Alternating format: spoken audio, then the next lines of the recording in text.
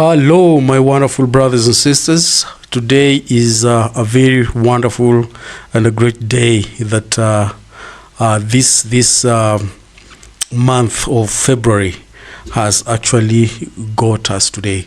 And one of the strangest thing is that the month of February, this is actually the month of my birthday. You know, my birthday will be on 8th February. This will be the month of my birthday. I really am so glad to note that. Now, one of the greatest honor that members of the Church of Jesus Christ of Latter-day Saints who have been shown is the raising of the Joseph Smith's portrait at the Morehouse College. Now, for those who know what Morehouse College was, this is one of the areas where by a lot of prominent people and people who moved, societies, people of noble spirits actually honored here, And I remember at one time President Russell M. Nelson was invited to give a speech at the Morehouse College. And now this is time that these people have actually recognized Joseph Smith, and his portrait has been actually laid, at the Morehouse. This is one of the greatest honor that the church has ever received. Greatest honor that the church has ever received. And without further ado, let me just show you what exactly happened here. Please welcome. I think he deserves to be lifted up, and I feel him calling me to lift the veil. And that's what I intend to do. High honors at Morehouse College, the celebrated historically black institution in Atlanta, Georgia, unveiled a portrait of Joseph Smith, Jr., the first president and prophet of the Church of Jesus Christ of Latter-day Saints, in the campus's Martin Luther King Jr. International Chapel. A lot of us are looking forward to this. These are really critical events for us that we don't take for granted. In 1844, Joseph Smith ran for President of the United States.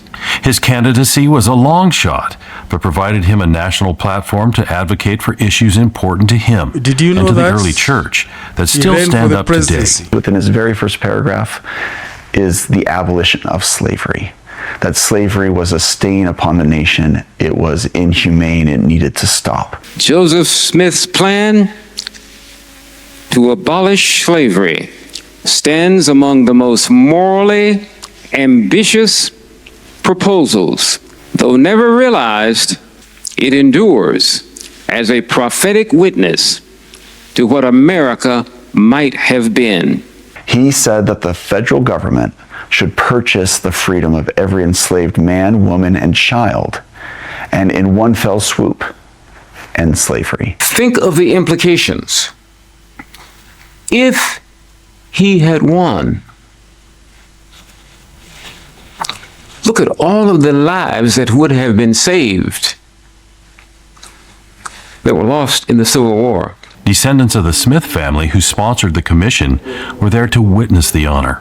The fact that Morehouse College wanted to and was excited about having a portrait of the prophet is really meaningful to us. A Southern States native, artist Connie Lynn Riley, says she received divine inspiration while creating the painting. What I wanted to achieve was a strong look, a gentle look, and a spiritual look. I actually changed his face about 8 times, and I finally arrived at it, and he was looking at me, and I said, yes, that's him.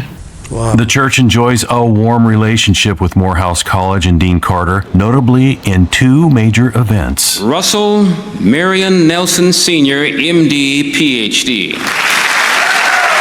In 2023, the late President Russell M. Nelson received the inaugural Gandhi King Mandela Peace Prize from Morehouse College, recognizing his extraordinary efforts in peacemaking and bridge building across all races and religions.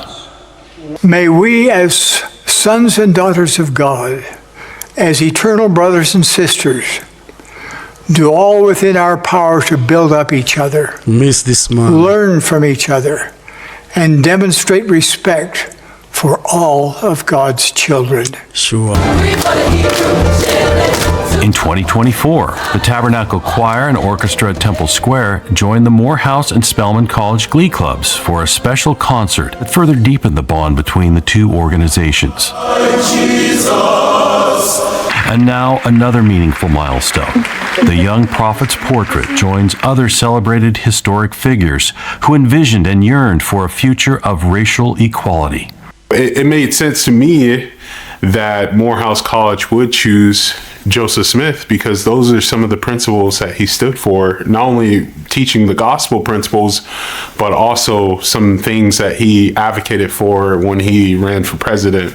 The prophet's likeness will now join some 300 other distinguished portraits in the hallowed halls of the Martin Luther King Jr. International Chapel. He fought for peace. He was against slavery. So the fact that that is recognized in a historically black college and town means a lot to us as members of the Church of Jesus Christ of Latter-day Saints. What this will do is open the door of education about Joseph Smith. I think fittingly is going to fit in between President Nelson and Abraham Lincoln. That is a great place of honor. I think on the other side of the veil, there's a lot of smiles tonight.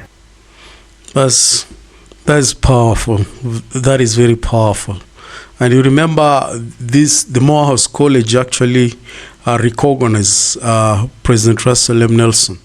And now they are fully actually giving that recognition to the prophet Joseph Smith. These are the Morehouse College, and his portrait will be put there as a remembrance of a people who stood against slavery and everything and all that. And this is one of the things that I think the prophet was actually persecuted for, and even eventually being murdered, because he stood for those who are actually, deprived in the society. He stood for those who are undermined in the society. And I remember one of the quotes that he gave as I listened to some of the lectures of Michael Madsen, that is the defender of faith. And he says that the prophet once was asked what is actually the relationship between him and the Negroes. And he said, Negroes are as intelligent as any other human being. And if they are given equal opportunity, they can actually realize their potential and even do things that many will wonder. He believed in those who are actually deprived in the society. He believed in those who actually never had the opportunity. And if given the opportunity, they will do exploits. And we can see exactly what has really happened after that. And I like what Dr. Reverend there said, that if only the society then, when he was running for the president, if only the people then would have understood and listened to him. And that is, if it possible that he was elected then, many lives will have been saved. Many lives will have been saved. You can imagine issues to do with the civil war between the southern states and the northern states. And these are things that the prophet Joseph Smith had foreseen a long time. But you see, the people, those who are pulling the shots, actually, undermined him. They did not listen to him. They did not listen to him. But look at the prophecy that he gave, finally has been fulfilled. Because he believed in all people. And that is what the Lord actually revealed to him. That is what the Lord revealed to him. He was a prophet, and I believe that Joseph Smith was actually indeed a prophet of God. And the Lord used him to bring forth what we call the Book of Mormon, which he actually translated by the power of the Spirit. We and I do know that the Book of Mormon is another testament of Jesus Christ. And if everybody would read from it, keep the precepts in it, they will always get nearer to our Heavenly Father. That book is so powerful so powerful. And at times I look at the way it has changed my life from where I was, and as dangerous as I was. And now that the Lord actually transformed me, I always thank Him and give Him praises. Always thank Him and give Him praises, because at times I do not know where I would have been today. And I thank Him for so many things, just because of His prophet, who really worked so hard to ensure that these things are brought to pass. Otherwise, thank you very much. God bless you. And God bless you all. May His peace be upon each and every one of you. Thank you. And looking forward to see you again next time. Thank you.